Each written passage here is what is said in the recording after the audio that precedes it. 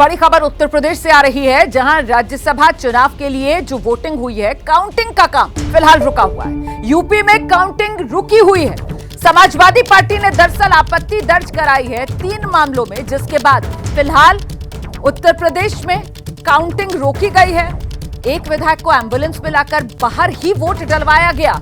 ये आपत्ति जताई गई है समाजवादी पार्टी की तरफ से। और क्या क्या आपत्तियां जताई गई हैं, फिलहाल स्थिति क्या बनी हुई है, क्या दोबारा काउंटिंग का काम शुरू हुआ या नहीं, हम सीधे आपको लेकर चलते हैं। हमारे साथ हमारे सहयोगी वीरेश पांडे इस वक्त मौजूद हैं। जरा जानते हैं वीरेश से क्या अपडेट मिल रहा है। वीरेश, अभी देखिए, अपडेट की बात है तो तमाम तरह की बातें चल रही हैं। कोई कह रहा है कि जो परीक्षण है रोक दिया गया है। हमारे साथ अजय सिंह हैं, अभय सिंह हैं, सब कह रहे हैं कि ये निष्पक्ष वोटिंग हो रही है, बहुत शांतिपूर्ण तरीके से वोटिंग हो रही है, कहीं कोई धांधली नहीं है। अभय सिंह जी हमारे साथ हैं, समाजवादी पार्टी के विधायक हैं। इन्होंने बहुत स्पष्ट शब्दों में अपनी बातों को रखा है, कहीं कोई लाग लपेट नहीं है। कह रहे हैं मतदान गुप्त है, जिसको दिखाना होगा दिखाएंगे। गुप्त मतदान है और मतदान में कहीं कोई गड़बड़ी नहीं हुई है। बिल्कुल पारदर्शी और निष्पक्ष प्रक्रिया के तहत मतदान हुआ है। जो लोग भी आए हैं, अपना उनको मतपत्र मिला है, उन्होंने वोटिंग की है, उसमें कहीं किसी प्रकार कोई धांधली नहीं हुई है, बिल्कुल निष्पक्ष तरीके से हुई है। कहा है हाय तौबा मच रहा है, सवेरे से मार हाय तौबा, इधर चले गए उधर चले गए, भाई कहाँ से हवा चली जाए। देखिए, राजनीति में तरह तरह के लोग होते हैं। कोई कुछ प्रोपोगंडा करता है, कोई कुछ करता है, कोई कुछ करता है, कोई हर आदमी के अपनी बातों कहने का तरीका अलग अलग होता है। सबका अपना अपना तरीका है, अपना मत है, जिसको देना है जहां देना है। मैं लौटूंगी आपके पास जल्दी से। जरा दर्शकों को लेकर चलते हैं। हमारे साथ हमारे सहयोगी अभिषेक उपाध्याय भी इस वक्त मौजूद है। जानते हैं अभिषेक उपाध्याय से, उनके पास क्या जानकारी है। अभिषेक, देखिए, हमारे साथ में यूपी बीजेपी के अध्यक्ष भी भूपेंद्र चौधरी मौजूद हैं। सबसे सटीक व्यक्ति बात करने के लिए समाजवादी पार्टी की ओर से आपत्तियां उठा दी गई हैं नीलरतन पटेल के बारे में, कि बीमार थे, उनका वोट गलत तरीके से दिलवाया है आप लोगों ने।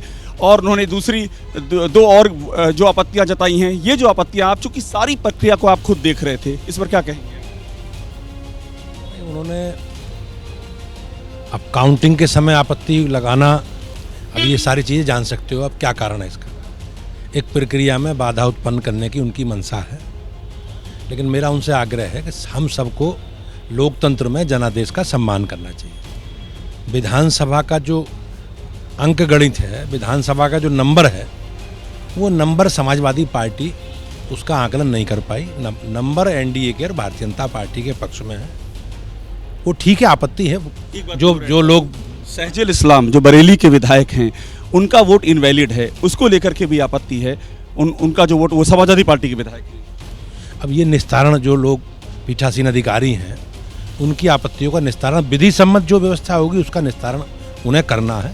लेकिन मुझे ऐसा लगता है कि इन सब इस प्रकार की जो व्यवधान समाजवादी पार्टी काउंटिंग में उत्पन्न करने का काम कर रही है, वो उनकी हताशा का परिणाम। आप ये कहते हैं कि व्यवधान उत्पन्न किया, निश्चित रूप से व्यवधान उत्पन्न किया जा रहा है, क्योंकि अब जो भी उनकी आपत्ति है, जो इलेक्शन कमीशन की टीम है, पीठासीन अधिकारी है, उन्हें अब तो वोटिंग खत्म होगी। आखिरी सवाल है आपसे, अब तो वोटिंग हो चुकी है, कितने आपको जानकारी में समाजवादी पार्टी से कितने लोग ने क्रॉस करके आपको वोट? नहीं, मुझे ऐसी कोई जानकारी नहीं है, तो परिणाम आने के बाद ही पता चलेगा।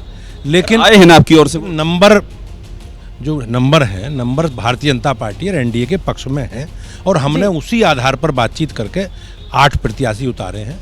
हमारे 8 के 8 प्रत्याशी पहली वरीयता के आधार पर चुनाव जीते। पहली वरीयता के आधार पर। तो यूपी बीजेपी के अध्यक्ष भूपेंद्र चौधरी ये बड़ी बात कह रहे हैं, व्यवधान उत्पन्न करने के लिए समाजवादी पार्टी ये काम कर रही है, और ये कह रहे हैं कि प्रथम वरीयता के वोट से ही जीत जाएंगे। एक दावा ये भी कर रहे हैं। जैसे ही घड़ी का काटा दोपहर 2:30 पे आए, बबीता जी का दिल सास बहू साजिश के लिए मचल जाए।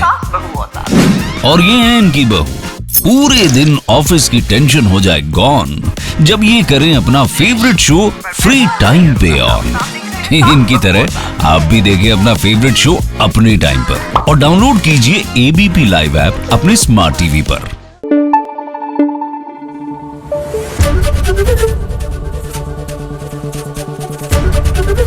एबीपी न्यूज आपको रखे आगे।